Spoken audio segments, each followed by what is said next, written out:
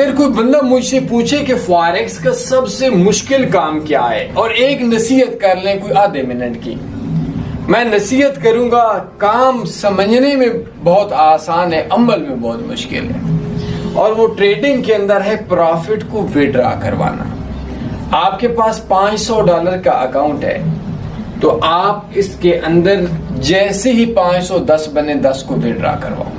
दिन में 2 बार विड्रॉ करवाओ, दिन में 4 बार विड्रॉ करवाओ, दिन में 20 बार विड्रॉ करवाओ। जो ब्रोकर $10 का विड्रॉ नहीं देते उन ब्रोकर्स को तलाक दे दो।